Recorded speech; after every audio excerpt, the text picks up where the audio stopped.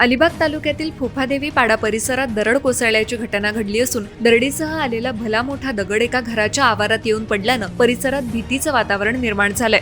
सुदैवानं या घटनेत कोणतीही जीवितहानी झाली नसली तरी मोठी दुर्घटना थोडक्यात टळली आहे. फुफादेवी पाडा येथील रहिवासी चंद्रकांत पाटील यांच्या घराजवळ ही घटना घडली. गुरुवारी सकाळी उठल्यानंतर त्यांना दरड कोसळल्याचं निदर्शनास आलं. याची माहिती मिळताच जिल्हा परिषद सदस्य अमित नाईक यांनी घटनास्थळी भेट देऊन पाटील कुटुंबियांची विचारपूस केली आणि त्यांना धीर दिला. दरम्यान चंद्रकांत पाटील यांच्या मुलानं ही बाब ग्रामपंचायतीला कळवल्यानंतर उपसरपंच संजय पाटील आणि ग्रामसेविका निशा चंदनकर यांनी घटनास्थळी भेट देऊन पाहणी केली. संभाव्य धोका लक्षात घेऊन ग्रामपंचायतीनं संबंधित कुटुंबाला शाळेत स्थलांतरित होण्यास विनंती केली. मात्र सध्या पाऊस थांबलेला असल्यानं कुटुंबियांनी स्थलांतरणास नकार दिला. आवश्यकता भासल्यास मुलीच्या घरी जाऊ असं त्यांनी सांगितलंय. यावेळी मंडळ अधिकारी सुशील पाटील, तुषार पाटील, रमाकांत पाटील, अनंत पाटील तसंच सविता पाटील आदी उपस्थित होते. या घटनेमुळे परिसरातील नागरिकांमध्ये भीतीचं वातावरण निर्माण झालं असून प्रशासनानं खबरदारीच्या उपाययोजना सुरू केल्या आहेत.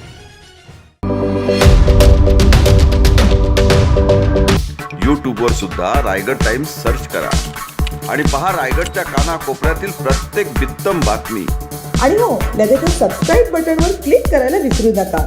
रायगड टाइम्स, आपलं चॅनल, आपला आवाज.